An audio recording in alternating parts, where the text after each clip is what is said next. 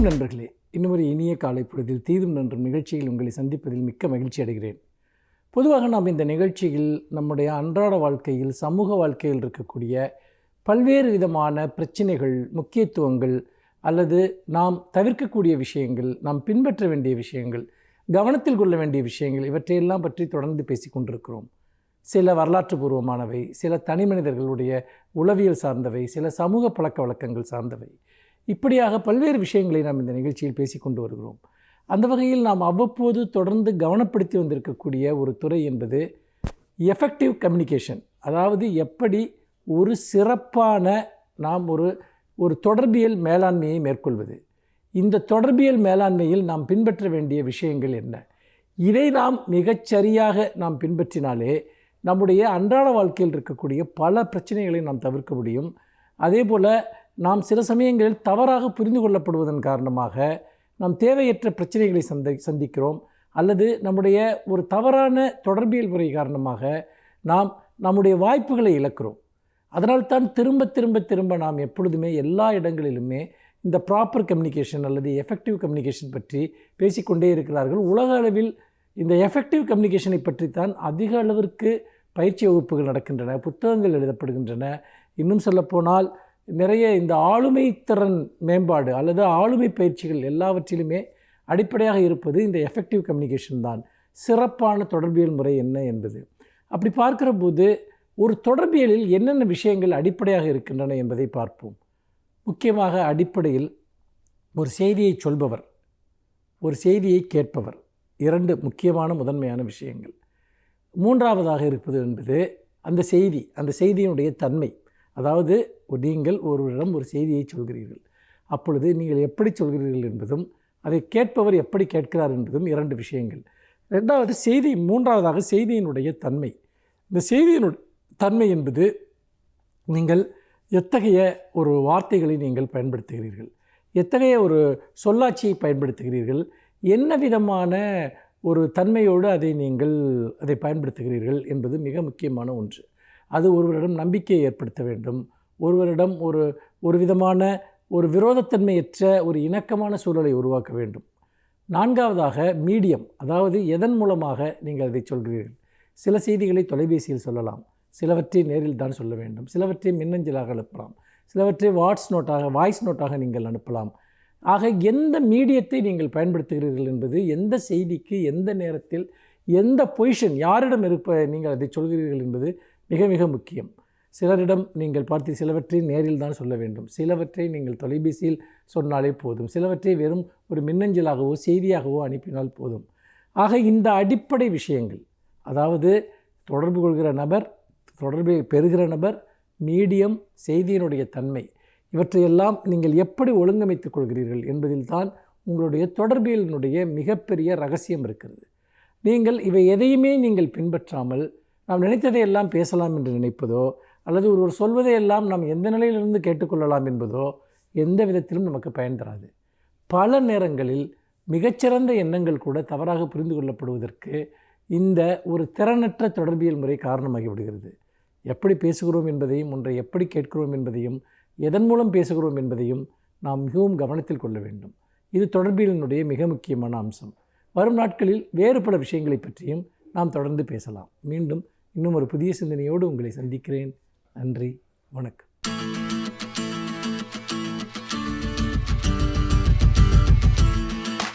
அனைவருக்கும் என் அன்பு வணக்கம். இந்தியா பிரதமர்கள் பலரை கண்டிருக்கிறது. மிகுந்த பாராட்டிற்கு உரியவர்களாக சிலர், மிகுந்த விமர்சனங்களுக்கு உரியவர்களாக சிலர், இப்படி பலர் இருந்திருக்கிறார்கள். பாராட்டுகளுக்கும் விமர்சனங்களுக்கும் உரியவராக இருந்த பிரதமர் மன்மோகன் சிங் அவர்கள் அண்மையில் மறைந்து போயிருக்கிறார். 92 வயது வரையில் வாழ்ந்த அவர் உடல்நலக் குறைவால் இறந்து போயிருக்கிறார். அவருடைய நிதானம், மிக அதிகமாக பேசாமல் இருக்கிற தன்மை, செயல்களில் காட்டுகிற விரைவு, இவற்றுக்காக அவர் பாராட்டப்பட்டிருக்கிறார். அவர் கொண்டு வந்த புதிய பொருளாதார கொள்கை, அதனை அவர் நடைமுறைப்படுத்திய விதம், இவைகளால் அவர் விமர்சனத்திற்கும் உள்ளாகியிருக்கிறார். அவருடைய பதவி காலம் பிரதமராக 10 ஆண்டுகள். அதற்கு முன்பே எதிர்க்கட்சி தலைவராக 98 2004 வரையில் இருந்திருக்கிறார். நரசிம்மராவ் பிரதமராக இருந்தபோது நிதி அமைச்சராக இருந்திருக்கிறார். அதற்கு முன்பு ரிசர்வ் வங்கியினுடைய ஆளுநராக 82 85 வரைக்கும் இருந்திருக்கிறார். எனவே இந்தியாவினுடைய மிகப்பெரிய பொறுப்புகள் பலவற்றை வகித்தவர். இந்த இடத்தில் அவரை பற்றி சொல்லப்படுகிற ஒரு செய்தியை நாம் ஏற்றுக்கொள்ளத்தான் வேண்டும். அவர் கடைசி வரையில் மக்களவை உறுப்பினராக இருந்ததில்லை, மாநிலங்களவையிலே தான் இருந்திருக்கிறார். இதற்கு என்ன பொருள் என்றால், நேரடியாக தேர்தலில் நின்று மக்களால் அவர் தேர்ந்தெடுக்கப்படவில்லை, நியமிக்கப்பட்ட மாநிலங்களவை உறுப்பினராகத்தான் இருந்திருக்கிறார்.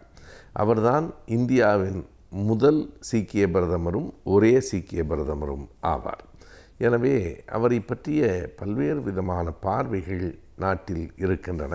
என்ன இருந்தாலும் பிரதமராக இருக்கிற போது படபட என்று எதையும் பேசாமல், ஆடம்பரம் இல்லாமல், மிக எளிமையாக நிதானமாக அந்த பொறுப்பை வகித்தவர் என்பதை யாரும் மறுக்க முடியாது. 2004 காங்கிரஸ் கட்சி வெற்றி பெற்ற போது சோனியா காந்தி தான் பிரதமராவார் என்று எல்லோரும் எதிர்பார்த்திருந்த நிலையில் அவர்தான் மன்மோகன் சிங்கை பிரதமராக முதலில் முன்மொழிந்தார்.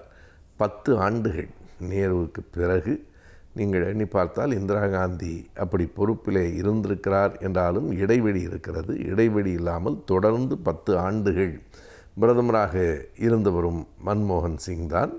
அவரை பற்றிய தனிப்பட்ட முறையில் ஊழல் என்கிற மாதிரியான எந்த குற்றச்சாட்டும் கடைசி வரையில் எழவே இல்லை.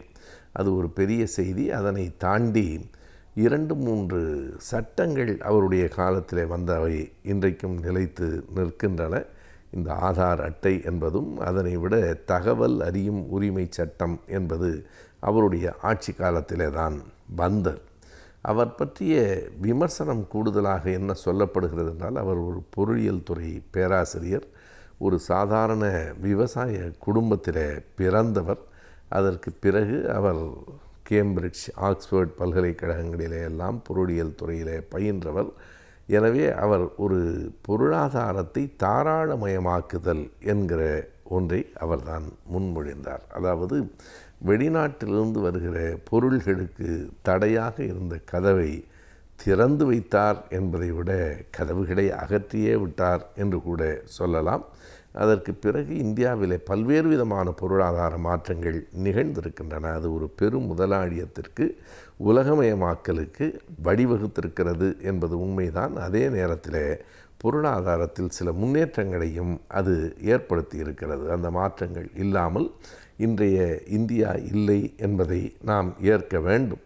எனவே மன்மோகன் சிங் அவர்களின் மீது இருக்கிற பாராட்டுகள், விமர்சனங்கள் எல்லாவற்றையும் தாண்டி எப்போதும் நிதானம் தவறாமல், என்றைக்கும் எந்த விதமான ஒரு மோசமான சட்டங்களையும் கொண்டு வராமல் ஆட்சி நடத்தியவர் என்று சொல்லலாம். அவரிடத்திலேயே கேட்டார்கள், உங்களை மிகவும் பலவீனமான பிரதமர் என்று சொல்லுகிறார்களே என்றபோது, ஆம், குஜராத்திலே நடந்த படுகொலைகளைப் போல கொலைகளை செய்தால்தான் என்னை வலிமையான பிரதமர், ஸ்ட்ராங் பிஎம் என்று ஏற்றுக்கொள்வார்கள் போல் இருக்கிறது என்றார். இதை தவிர பெரும்பாலும் நிருபர்களிடத்திலே கூட கடுமையாக அவர் எதையும் சொல்லியதில்லை.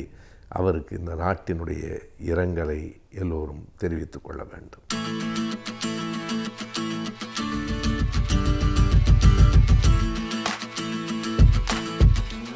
வணக்கம் நேயர்களே.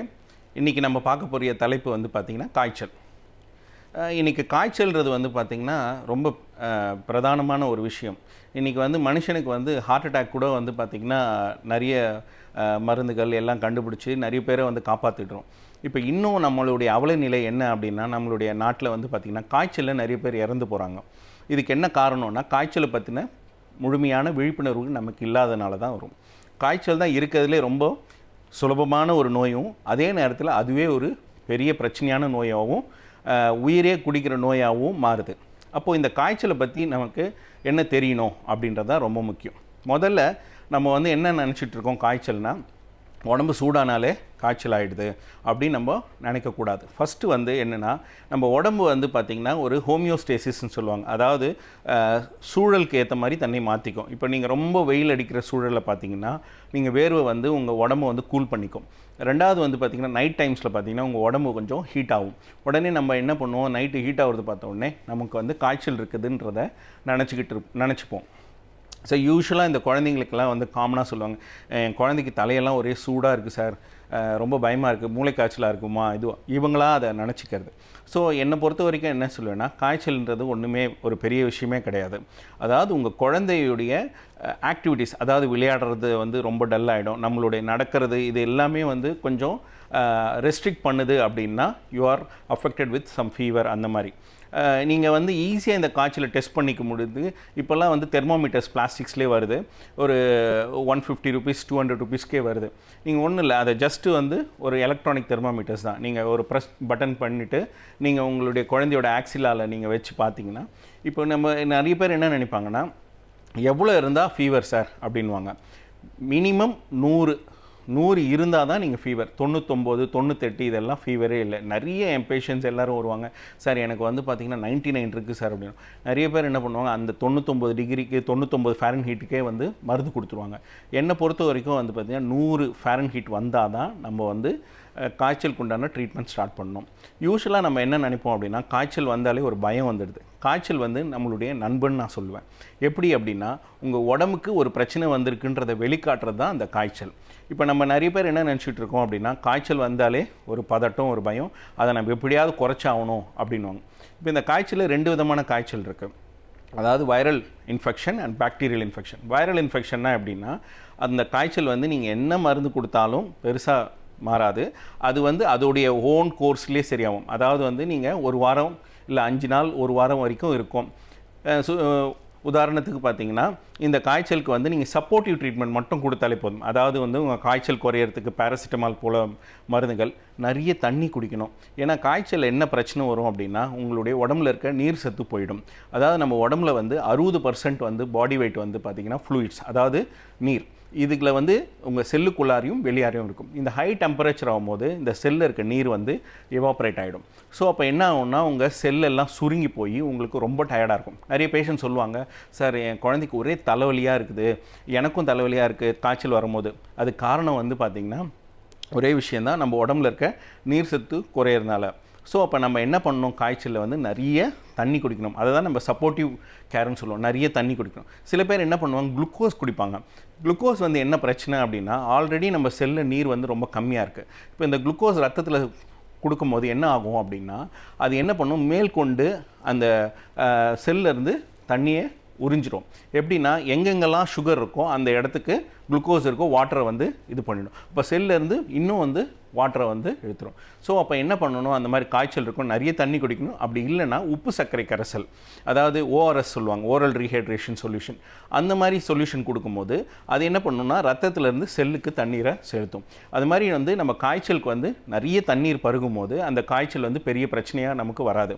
இல்லைனா அந்த காய்ச்சலில் வந்து ரொம்ப டயர்டாகும். இதனால தான் வந்து காய்ச்சல் வரவங்களுக்கு ட்ரிப்ஸ் போடுவாங்க. ஃப்ளூயிட்ஸ் போட்டால் தான் கொஞ்சம் ஃப்ரெஷ்ஷாக இருப்பாங்க. நிறைய தண்ணி குடிக்கணும். ரெண்டாவது இந்த வந்து பார்த்திங்கன்னா, இந்த வைரல் ஃபீவருக்கு சப்போர்ட்டிவ் கேரில் நான் சொன்ன மாதிரி இந்த மாதிரி வந்து ஃபீவர் கண்ட்ரோல் பண்ணுறதுக்கு பேராசிட்டமால் அந்த மாதிரி கொடுக்கலாம். ரெண்டாவது நீர் சத்து சொன்னேன். சாப்பாடு என்ன மாதிரி சாப்பாடு சாப்பிடணும் அப்படின்னா, சாஃப்ட் டயட் சொல்லுவாங்க. அதாவது வந்து எளிய உணவுகள் சாப்பிடணும். அதாவது ஈஸியாக டைஜஸ்டபிள், அதாவது இட்லி, கஞ்சி, இடியாப்பம், ப்ரெட்டு அந்த மாதிரி. ஏன் அப்படின்னா, நீங்கள் வயிற்றுக்குள்ளே சாப்பிடும் போது அது டைஜஸ்ட் பண்ணும்போது அது கொஞ்சம் சம் ஹீட் ப்ரொடியூஸ் பண்ணும். ஆல்ரெடி டெம்பரேச்சர் இருக்கும்போது இது இன்னும் கூட கொஞ்சம் டெம்பரேச்சரை இன்க்ரீஸ் பண்ணும். ஸோ ஈஸிலி டைஜஸ்டபிள் ஃபுட்ஸ் எடுத்துக்கும் போது இந்த ஃபீவர்னால் வர ப்ராப்ளம்ஸ் நம்ம ஃபேஸ் பண்ண முடியும். ரெண்டாவது வந்து இந்த வைரல் இன்ஃபெக்ஷன்ஸ் பொறுத்த வரைக்கும் நீங்கள் பெருசாக இந்த சப்போர்ட்டிவ் கேர் கொடுத்துட்டு இவங்களுடைய ஹைட்ரேஷன் ஸ்டேட்டஸ் நீங்கள், அதாவது இவங்களுடைய நீர்ச்சத்தை மெயின்டைன் பண்ணாலே எந்த பிரச்சனையும் வராது.